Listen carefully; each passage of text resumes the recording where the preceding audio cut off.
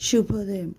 ఎన్నో జీవిత సత్యాలను తెలియజేసే మనంతర్యామిని మీరు తెలుసుకోవాలని కోరుతూ మీ సోదరి. ఈరోజు దూరపు కొండలు నునుపు అనే విషయం గురించి తెలుసుకుందాం. ఆకర్షణలకు లొంగడం మానవ నైజం. కంటికి రమణీయంగా కనబడే దృశ్యానికి మనిషి ఆకర్షితుడవుతాడు. ఆకర్షించే దృశ్యాలు దగ్గరగా ఉన్నప్పుడు వాటి నైజం తెలుస్తుంది. దూరంగా ఉండే దృశ్యాల్లోని వాస్తవం ఏంటో తెలియదు. అందుకే దూరపు కొండలు నునుపు అనే సామెత వచ్చింది. దూరంగా ఉన్న వస్తువు ఏదైనా రమణీయంగా కనబడుతుంది. వాస్తవాన్ని మరుగుపరిచే స్వభావం అందులో ఎక్కువ.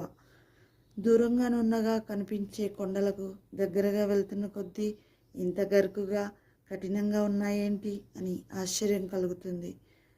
దూరం నుండి కనబడినదంతా నిజం కాదని, కళ్ళు మోసం చేశాయని తెలుస్తుంది. ఆకాశ వీధిలోకి దృష్టి సారించినప్పుడు కనబడే సూర్యచంద్రులు, తారలు, గ్రహాలు వింతగొలుపుతాయి. వెన్నెల రేయి ఆకాశంలోకి చూస్తుంటే ఆ చందమామను చేరుకొని ఇల్లు కట్టుకొని ఉండిపోవాలనిపిస్తుంది. గ్రహాలపైకి వ్యోమనౌకల్లో వెళ్ళి రావాలని మనసు ఉరకలు వేస్తుంది. ఇవన్నీ దూరం నుంచి చూసి మైమరిచే విషయాలే కానీ అసలు నిజాలు కావని మనిషికి తెలియాలంటే వాటి దగ్గరకు వెళ్ళి చూడాల్సిందే. మనిషి ఊహలన్నీ అభూత కల్పనలేనని, అసలు విషయాలు కావని శాస్త్రవేత్తల పరిశోధనలు చాటాయి. ఇక్కడ కూడా దూరపు కొండల నునుపు అందులో ఎక్కువ. దూరంగా నున్నగా కనిపించే కొండలకు దగ్గరగా వెళ్తున్న కొద్దీ ఇంత గరుకుగా కఠినంగా ఉన్నాయేంటి అని ఆశ్చర్యం కలుగుతుంది. దూరం నుండి కనబడినదంతా నిజం కాదని, కళ్ళు మోసం చేశాయని తెలుస్తుంది. ఆకాశ వీధిలోకి దృష్టి సారించినప్పుడు కనబడే సూర్యచంద్రులు, తారలు, గ్రహాలు వింతగొలుపుతాయి.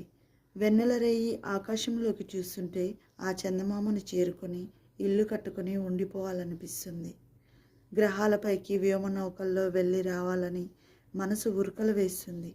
ఇవన్నీ దూరం నుంచి చూసి మైమరిచే విషయాలే కానీ అసలు నిజాలు కావని మనిషికి తెలియాలంటే వాటి దగ్గరకు వెళ్ళి చూడాల్సిందే.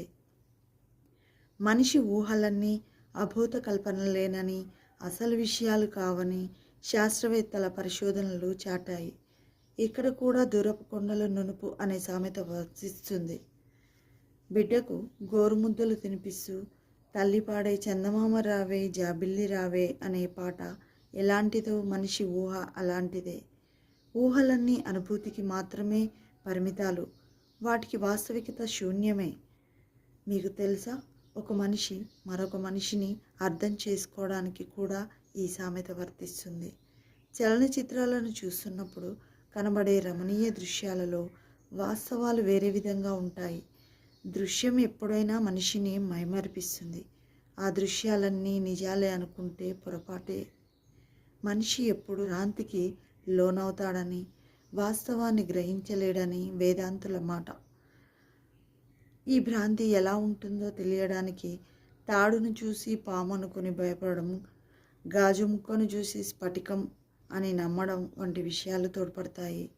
మెరుస్తూ కనిపించేదంతా బంగారం కాకపోవచ్చు, రాళ్ళన్నీ రత్నాలు కాకపోవచ్చు.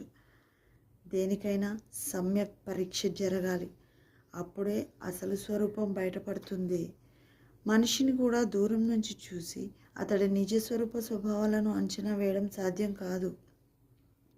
ఆ మనిషితో కొంతకాలం సహచర్యం చేసినప్పుడే అతడి నైజం తెలుస్తుంది. అందం అనేది గుణాత్మకం కాకపోవచ్చు. అందంగా లేనంత మాత్రాన గుణం లేదని నిర్ధారించడం సరైన విషయం కాదు. దేనికైనా పరీక్ష ముఖ్యం, శోధన ముఖ్యం. మనిషి భ్రాంతికి లోనవుతుంటాడు. దీనికి కారణం అతడి మనోదౌర్బల్యమే. మనసు దృఢంగా ఉంటే భ్రాంతికి లోను కాకుండా నిజాన్ని తెలుసుకోగల శక్తి అలవడుతుంది. అదే మనిషిని కాపాడుతుంది. వేదాంతులు కూడా ఈ కనబడే జగత్తు అంతా ఒక భ్రాంతి అని, లేనిది ఉన్నట్లుగా కనబడుతుందని అంటారు. కనబడుతున్న ప్రపంచాన్ని భ్రాంతి అని ఎలా అనుకుంటాం? వేదాంతుల పరిభాషలో ఇప్పుడు ఈ ప్రపంచం కనబడవచ్చు, కానీ ఇది కొంతకాలాంతరంలో ఇలాగే ఉంటుందని చెప్పలేం గనుక ఇదంతా అశాశ్వతం.